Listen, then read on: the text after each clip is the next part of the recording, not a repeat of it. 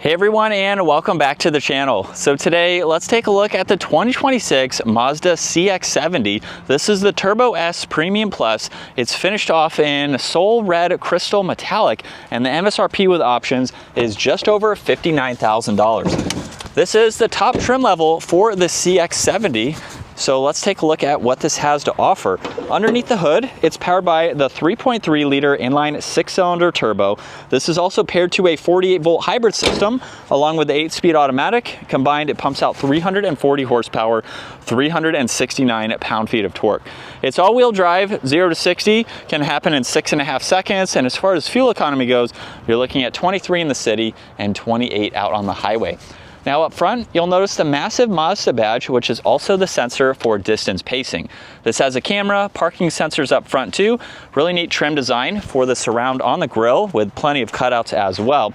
And there's also a dark housing for the headlights and high beams. Now this strip right here is the DRL and turn signal, nicely integrated into that surround.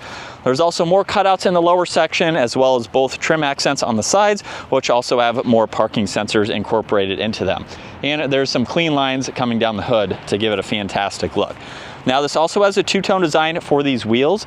There's the body-colored fender arches, inline 6 trim badge just behind that, and then power folding side mirrors, which have a camera and a turn signal. There's some black trim for the windows. It's on the roof racks, and this has a full moonroof up top.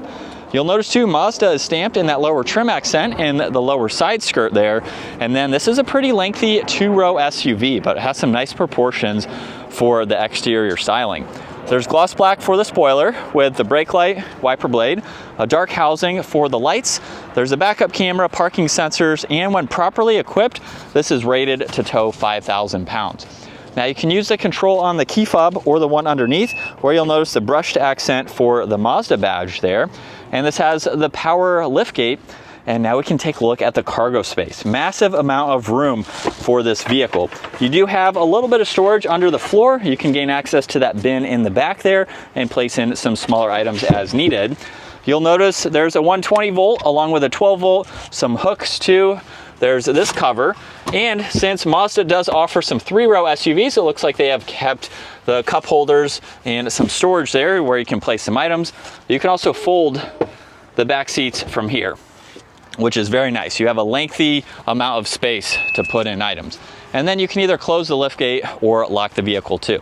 Now, if you do lock it, there's no proximity door handles in the back. So you would either have to grab the key fob or go to the driver door. Now this is paired with the tan Napa interior, really nice combo. This also has sunshades, so you can use those as needed. The door also opens extremely wide, making it easy to enter and exit, especially if you have kids. You have a great place to be right here. There's some cool trim accents, storage in the lower section, and all the door sills have the illumination with CX-70. Now, as you can tell with the seat down, definitely plenty of space, and these seats not only recline, so you can adjust them further, but they move forwards and backwards. So that can be beneficial depending on your leg space or cargo needed. There's storage pockets too. These are even heated seats. You have vents, auxiliaries, and then temperature, fan speed, where you'd like the air to go. And then right in the middle, there's the armrest with cup holders. And at 5'10", I have about 2 inches or so of headroom. So it's actually pretty spacious for full-size adults to be nice and comfortable.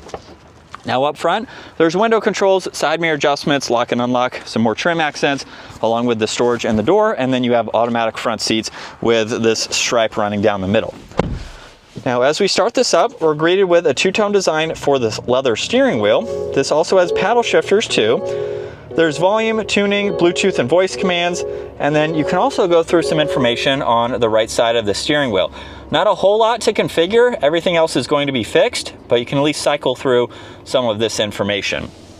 On the right side, there's all of the cruise control settings, and then this also has an automatic steering wheel, so you can easily adjust this as needed. Now on the left, there's memory seating adjustments, the liftgate release. There's also iStop, which is the engine start stop. You do have to activate this every time if you don't want that feature to be on, of course. There's your traction control, parking sensors, and then you can mute or unmute some of the safety features. You have some more of the Alcantara with one air vent, Bose for the audio. And then with the infotainment system, it's mostly a non-touchscreen system. When you pair your phone, you can use it as a touchscreen system, but you have all the shortcuts down below to further get through all of this when it is not. So you have some information that you can monitor. You can also get into your music, which is the entertainment, of course.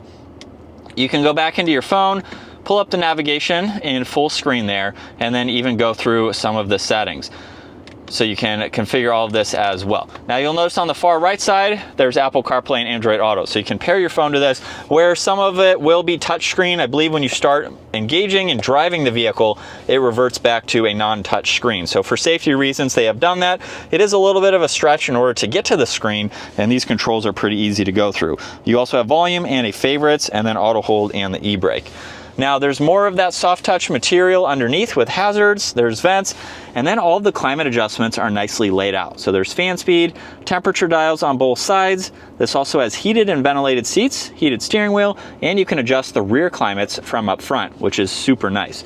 There's wireless charging and auxiliary, this wood trim accent with 2 cup holders, and there's also a few different driving modes.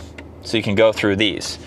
Now to put this into reverse, pull the release, push it to the right, and you have the camera system where you can use that rotary dial down below to go through a few of the settings there.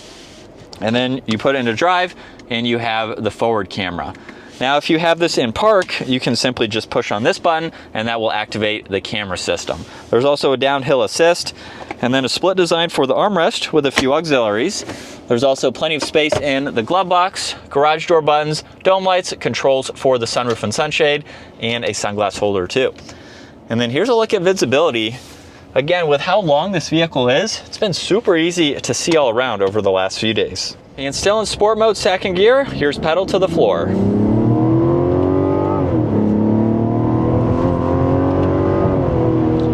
And just like that, we can get up and move. And the paddles are surprisingly pretty responsive too, which is nice to see. And this is what it's like to be behind the wheel for the CX-70. I think this is a really good spec. The red on tan is a perfect combo. Of course, you can go with some other color schemes and options, just depending on what suits you best, but a really nice spec for this top trim level. So if you're looking for a larger 2-row SUV for around 60 grand, this is a great competitor with some of the other brands and what they have to offer. I would say it's a little bit more simple, especially since we don't have that full touch screen all of the time.